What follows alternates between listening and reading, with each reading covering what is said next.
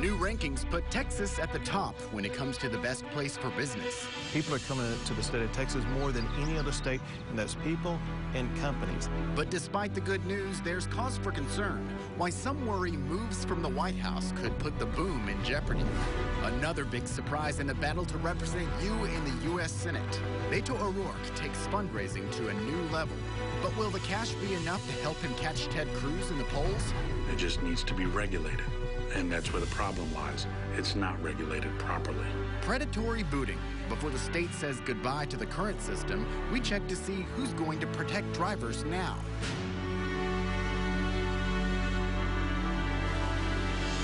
Hello, and thank you for joining us for State of Texas. I'm Josh Hinkle. This past week brought a run of good economic news for the Lone Star State. CNBC put Texas at the top of its annual list ranking the best states for business. The study looks at 10 categories, including workforce, infrastructure, and quality of life. Those factors help the state win the battle to become home to the Army's newest headquarters. Austin beat out several other cities to become the location for the Army's new Futures Command. The headquarters will oversee the development of new missiles, tanks, and aircraft for modern warfare.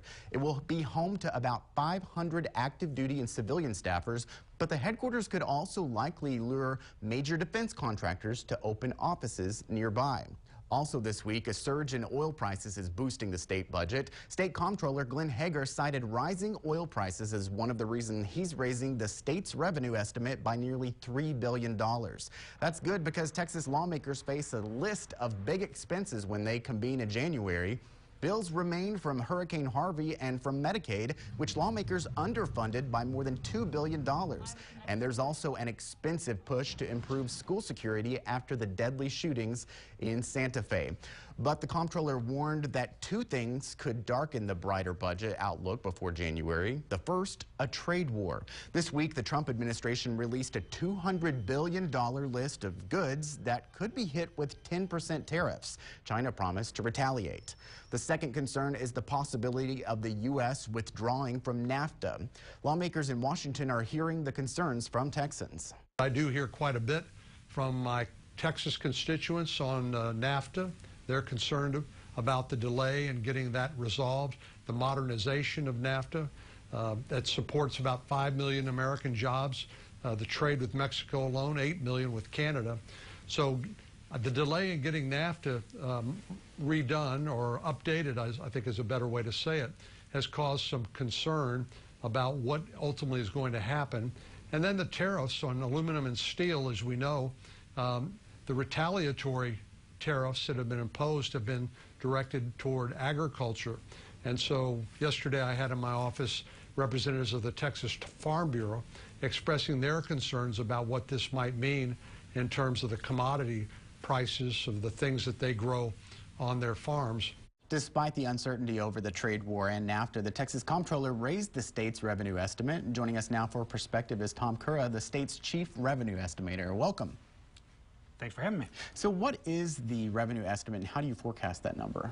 Well, the revenue estimate is something that's required by the state constitution for the controller to provide to the legislature. And the one most people are familiar with, I think, around the Capitol is what we call our biennial revenue estimate.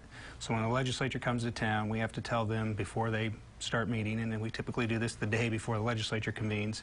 We tell the legislature how much money they have to spend. So when the legislature finishes their work, and a couple months later the state's fiscal year and that current biennium finish, we'll do what's called a certification revenue estimate, and that is an update of that biennial revenue estimate to take account of anything that the legislature did that affected revenues and to make any adjustments we might need because in the case that economic conditions have changed since that January estimate.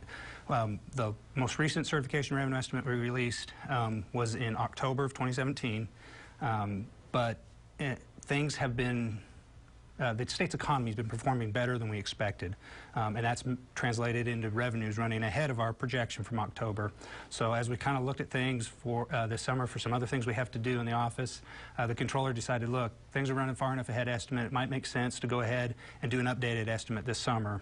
You mentioned lawmakers. They've got to be happy that they've got some more money to work with. In an election year, does politics ever play into the way that you guys are making your decisions? No, we sort of stay isolated from that. You know, we're just looking at the numbers, looking how the economy's doing.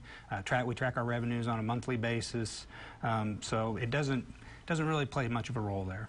When you have, you know, fluctuating oil prices or even like the trade war, I mean, how does that help you or hurt you when you're weighing what's happening with the state? Well, you know, one of the reasons we're updating this estimate this summer is because oil prices and oil production in Texas have run well ahead of what we forecast back in October. You know, we had projected oil prices to be in the 50s. They've gone up into the 70s. So our revenue from the oil production tax has been well ahead of estimate, but it's also meant our sales tax is running ahead of estimate, and that's tied to, you know, oil prices are higher than we thought they would be. Also, the U.S. economy is doing a little bit better than we thought, and that helps drag the Texas economy along too, you know, in addition to those rising oil prices that help the Texas economy. So yeah, that's one of the main reasons we did this estimate, because things have been performing so well in Texas. With higher oil prices, it might mean more revenue, but it also hits Texans when we're talking about their wallet at the gas pump. So how does that play into everything? Right, so that can have a small offsetting effect. So we're collecting more revenue from severance taxes and from sales taxes, particularly from businesses in that industry who are buying equipment they have to pay sales tax on. But yeah, if consumers have less money in their pocket because they're paying more at the pump for gasoline, then they might spend a little bit less on things that are subject to the sales tax. So it can have a little bit of an offset there. I appreciate you explaining it to us. It's a complicated subject. Yes, it is. Thank you very much. You bet. The hard left, they're energized, they're angry, and they hate the president, and they're raising tens of millions of dollars. Another big surprise in the battle to represent you in the U.S. Senate. Beto O'Rourke takes fundraising to a new level, but will the cash be enough to help him catch Ted Cruz in the polls? And how will this big money battle affect other races on the November ballot? It's really a free-for-all anywhere outside. You go to Bastrop, you can go to St. Marcus, you can go anywhere right now, boot. There's no law. A big change is on the horizon when it comes to companies booting drivers who parked in the wrong spot. Soon, the state will have no control. So who's looking out for you when it comes to stopping predatory booting practices?